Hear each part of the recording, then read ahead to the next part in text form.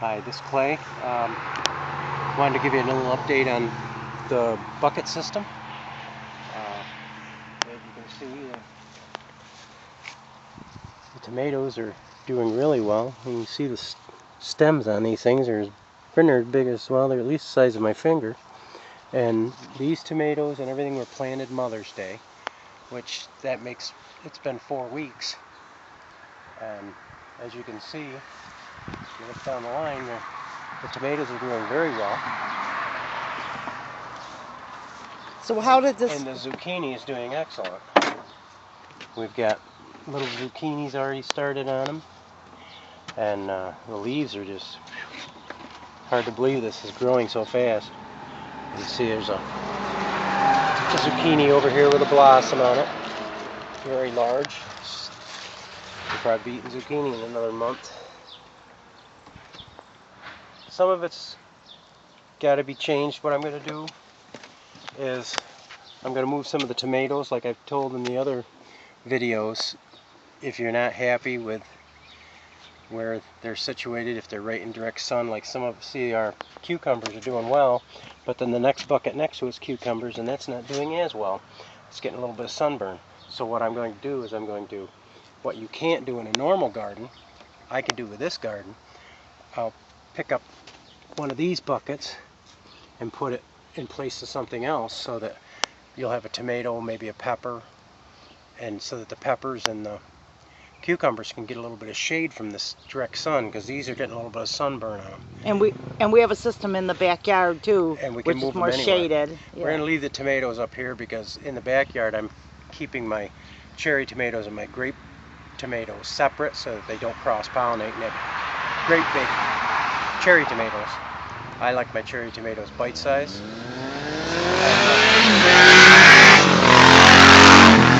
We live on a little busy road here. But the tomatoes are doing very good. These are Big Boy, and they're starting to flower out really nice now. I've got a lot of flowers on that end. And these three are the Romas, and as you can see, they're getting a lot of blossoms on them too. And the early girls are really doing well.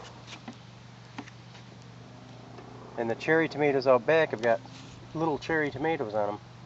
And like I said, we've only had them in for 4 weeks, and they were just 2 and 4 leaves when I planted them. So this is 4 weeks growth. do you want to pick up a bucket and kind of show what's going on underneath there? Well, this is the Romas. As you can see the root systems coming directly out of the tomatoes, right through the neti cup, right into the water. So as long as these troughs, I've got a sucker here that I took off, and I'm going to transplant it. How much do you think it costs to build the system? It's hard to say. Prices are different in different areas. The buckets I got for free, and you can get them for free too if you use your ingenuity, but most stores that do bakery and things like that, these are frosting buckets, and if you ask, they will give them to you. You might be able to find them locally on, eBay or Craigslist or anything like that. You might find somebody that sells them for $1 a piece or whatever. There's different ways to accumulate the different buckets. Where'd you get the neti cups from? The neti cups I bought on eBay. What about what's that white thing? Is that a rain gutter? It's a rain trough, yes, for rain gutter for the edges of housing. And then the wood? There are just 2x4s. So how much do you think together it would cost if the buckets were free? I can't give you because the eave gutters are going to be different prices from, you think, Home Depot or Lowe's. 500 bucks? No, it was no 500 100 bucks? It was no 100 bucks. 20 bucks? It probably would have been about the 2x4s themselves were probably $3 to $4 a piece, and the eave gutters can run you probably $6 to $10. So you think maybe 20 bucks to build a system? Just the trough system. Without the dirt and the plants? Without the plants, the buckets, the neti cups. It's going to cost you a little bit for everything, but once you have the systems built and made, now this fall I will take, once we're done the gardening, I'm going to take a big tarp and dump all the dirt that's in these buckets on the big tarp.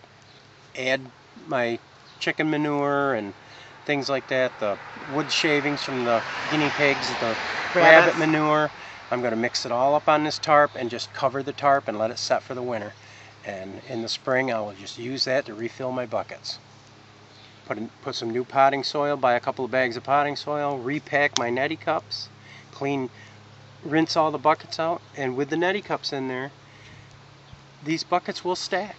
So you can stack all of these buckets in a stack like that, stick them in your garage corner of your garage, in your back room, make your own greenhouse like I did. You can store them in places that, and as far as the trough systems, you can leave them right out, just turn them upside down so that they don't fill with water in the winter and freeze and crack, or you can just store them standing straight up in a corner somewhere. Come spring, put them down, start your plants in the house in January or February, whenever you like to start your plants, or go to a garden center and buy them if you don't want to have to take the hassle of doing that. And reuse the system over and over and over. I'm impressed with it, with most of the varieties that I've planted. The cucumbers I'm not, and the cabbages I'm not quite sure of yet, but as you can see, just about everything else is doing real well. I have to take the tops off from the peppers. They're just starting to